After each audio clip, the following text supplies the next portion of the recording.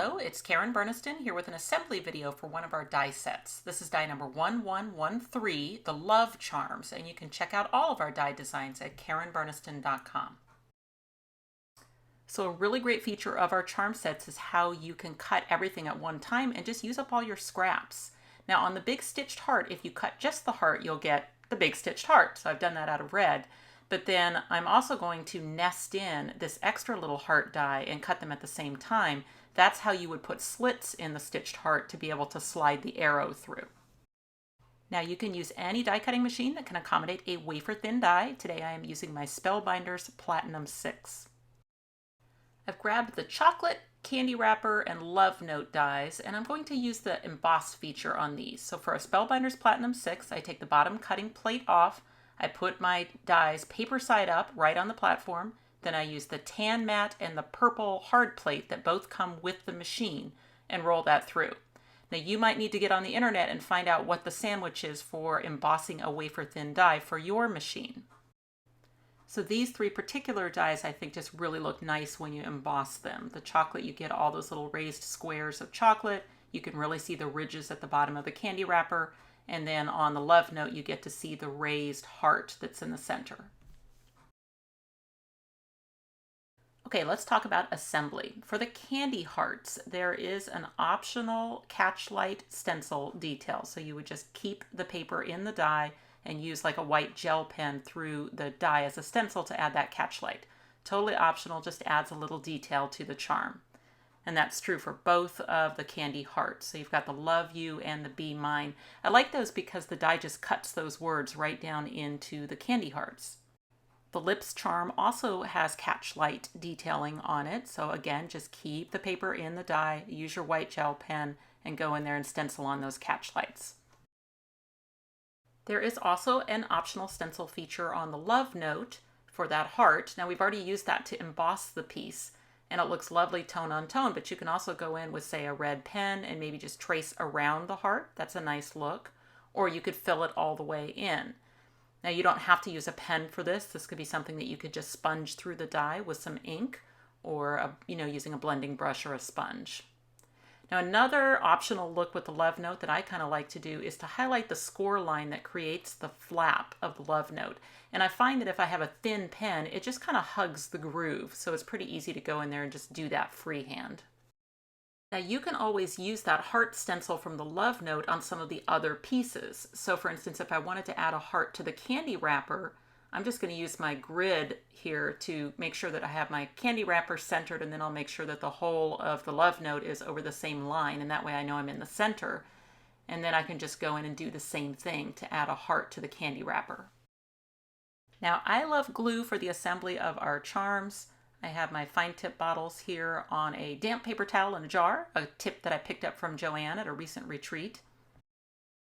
Another tool I love is a quick stick. We do sell those on our website as well. Great for picking up pieces when you're assembling the little charms. So on the candy wrapper, a little bit of glue up at the top, and then the piece that I cut out of silver is like the foil of the candy bar. So you can just glue the wrapper to that and just have the foil sticking up a little higher. Then I just add my adhesive to the chocolate bar itself and then pick up that wrapper and place it into that adhesive. That's a cute little chocolate bar charm. It's got a bite out of the corner.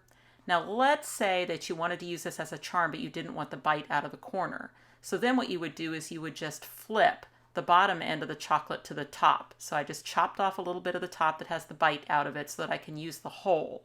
Then I'm going to flip the rest of the chocolate bar around so that I have solid chocolate squares at the top. And then from there, it's the exact same assembly. So just adhesive on the bottom part of the chocolate bar, pick up my wrapper and place it to it. So you always have the option on the chocolate bar as to whether or not it has a bite out of the corner or not. Okay, the final two charms are made with the big stitched heart. So the first one I'll show is the candy box charm. So for that one, you would use the ribbon cross and just add some glue behind it, and it will line up perfectly with the heart, and it creates the hole at the top for you to use it as a charm. Then you add the bow in the middle of the ribbon, and that creates the candy box. And then the other option is to die cut the two hearts together, which puts the slits in the middle, and then the arrow can be woven through underneath those slits. I like to secure that with a little bit of glue. So now this is ready to use as a standalone element, but if you would like to make it a charm, then you just need to go back to that ribbon cross again, because that's where the charm hole is. I'll just cut off the top part, that's all I need, add a little glue, and then put it up behind the heart. So now that is a charm like any of the others. So really easy assembly on these cute little charms. Okay, let's take a look at a few ideas of the love charms in action. Here's one that I made, and I used the candy hearts actually to make my own pattern paper for the front of the card and inside, and then I used our photo collage pop-up die set to make the pop-up. All of our charms fit wonderfully on the photo collage. Here's a wonderful, simple card made by Karen Aiken where she's used the love charms with our new Happy Valentine's Day word on the circle charm pop-up. Now this little card by Kelly Booth uses our charm accordion die set with the love charms, and she's used those paper jump rings to hang the charms. Another great pop-up die to showcase charms is the circle tag book, and Lois Box shows the love charms here, this time attached using brads. Another cute Valentine, this one by Kelly Booth, and she shows how nicely the love charms will fit on our new surprise ball pop-up. The love charms will be available on our website as well as a lot of your favorite online and local retailers starting mid-November 2019. Thanks for watching. If you click on the website link, you'll go to KarenBurniston.com where you can find out information about purchasing these dies as well as links to all my other social media accounts. You can subscribe to this YouTube channel and check out some of my other videos. Thanks so much for watching, and I'll see you next time.